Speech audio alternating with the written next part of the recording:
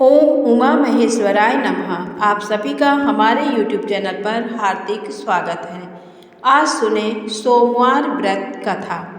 सोमवार का दिन शंकर भगवान को समर्पित होता है। आज के दिन भक्त भोलेनाथ को प्रसन्न करने के लिए विशेष पूजा अर्चना करते हैं। कुछ लोग आज के दिन व्रत भी रखते हैं ताकि शिव की विशेष कृपा प्राप्त की जा सके।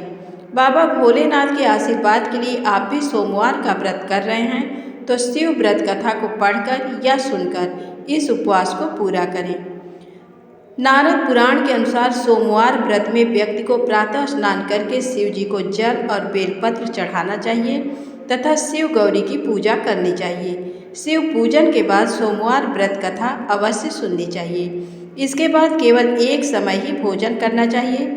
साधारण रूप से सोमवार का व्रत दिन के तीसरे तक होता है, मतलब शाम तक रखा जाता है। सोमवार व्रत 3 प्रकार का होता है: प्रति सोमवार व्रत, सौम्य प्रदोष व्रत और 16 सोमवार का व्रत। आइए जानते हैं सोमवार व्रत की कथा। एक समय की बात है, किसी नगर में एक साहूकार रहता था। उसके घर में धन की कोई कमी नहीं थी, लेकिन उसकी कोई संतान नहीं थी। इस कारण वह बहुत दुखी था।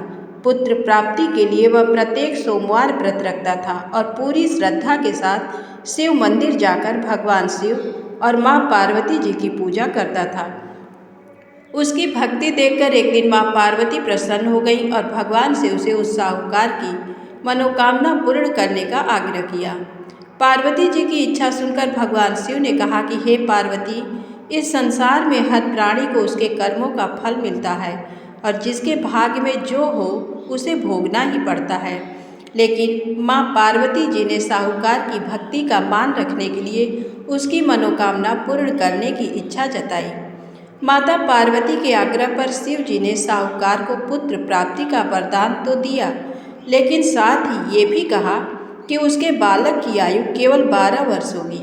माता पार्वती और भगवान शिव की बातचीत को साहूकार सुन रहा था। उसे ना तो इस बात की खुशी थी और ना ही दुख। वह पहले की भांति शिव जी की पूजा करता रहा।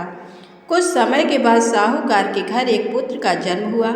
जब वो बालक 11 वर्ष का हुआ तो उसे पढ़ने के लिए काशी भेज दिया गया।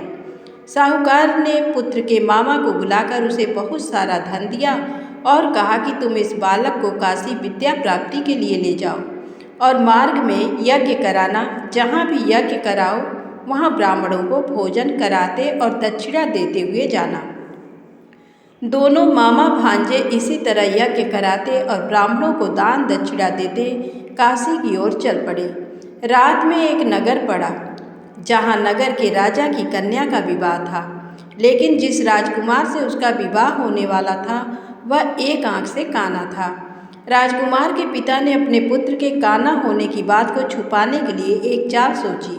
साहूकार के पुत्र को देखकर उसके मन में एक विचार आया। उसने सोचा, क्यों न इस लड़के को दूल्हा बनाकर राजकुमारी से विवाह करा दूं। विवाह के बाद इसको धन देकर विदा कर दूंगा और राजकुमारी को अपने नगर ले जाऊंगा। लड़के को दूल्हे के वस्त्र पहनाकर राजकुमारी से विवाह कर दिया गया, लेकिन साहूकार का पुत्र ईमानदार था। उसे ये बात न्याय संगत नहीं लगी। उसने अवसर पाकर राजकुमारी की चुन्नी के पल्ले पर लिखा कि तुम्हारा विवाह तो मेरे साथ हुआ है, लेकिन जिस राजकुमार के संग तुम्हें भेजा जाएगा वह एक आंख से काना है। मैं तो काशी पढ़ने जा रहा हूँ। जब राजकुमारी ने चुन्नी पर लिखी बातें पढ़ी तो उसने अपने माता पिता को ये बात बताई। राजा ने अपनी पुत्री को विदा नहीं किया, जिससे बारात वापस चली गई। दूसरी ओर साहूकार का लड़का और उसका मामा काशी पहुँचे और वहाँ जाकर उन्होंने यज्ञ किया। जिस दिन लड़के की आयु 12 साल की हुई उसी दिन यज्ञ रखा गया। लड़के ने अपने मामा से कहा कि मेरी तबीयत कुछ ठीक नहीं है। मामा ने कहा कि तुम अंदर जाकर सो जाओ। शिव जी के वरदानुसार कुछ ही देर में उस बालक के प्राण निकल गए। मृत भांजे को देख उसके मामा ने विलाप शुरू किया। संयोगवश उसी समय शिव जी और माता पार्वती उधर से जा रहे थे। माता पार्वती ने भगवान से कहा, स्वामी, मुझे इसके रोने के स्वर सहन नहीं हो रहे। आप इस व्यक्ति के कष्ट को अवश्य दूर करें। जब शिव जी मृत बालक के समीप गए तो वह बोले कि ये उसी साहूकार का पुत्र है जिसे मैंने 12 वर्ष की आयु का वरदान दिया। अब इसकी आयु पूरी हो चुकी है। लेकिन मातृभाव से विभोर माता पार्वती ने कहा कि हे महादेव, आप इस बालक को और आयु देने की कृपा करें, अन्यथा इसके वियोग में इसके माता पिता भी तड़प तड़प कर मर जाएंगे। माता पार्वती के आग्रह पर भगवान शिव ने उस लड़के को जीवित होने का वरदान दिया। शिव जी की कृपा से वह लड़का जीवित हो गया। शिक्षा समाप्त करके लड़का मामा के साथ अपने नगर की ओर चल दिया। दोनों चलते हुए उसी नगर में पहुँचे जहाँ उसका विवाह हुआ था।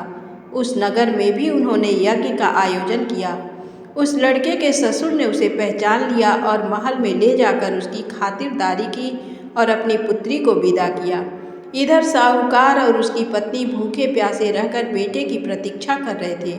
उन्होंने प्रण कर रखा था कि यदि उन्हें अपने बेटे की मृत्यु का समाचार मिला तो वह भी प्राण त्याग देंगे, परंतु अपने बेटे के जीवित होने का समाचार पाकर वह बेहद प्रसन्न हुए। उसी रात भगवान शिव ने व्यापारी के स्वप्न में आकर कहा, हे श्रेष्ठी, मैंने तेरे सोमवार के व्रत करने और व्रत कथा सुनने से प्रसन्न होकर तेरे पुत्र को लंबी आयु प्रदान की है। इसी प्रकार जो कोई सोमवार व्रत करता है या कथा सुनता है और पढ़ता है, उसके सभी दुख दूर होते हैं और समस्त मनोकामनाएं पूर्ण होती हैं। बोलिए भगवान भोलेनाथ की जय। धन्यवाद।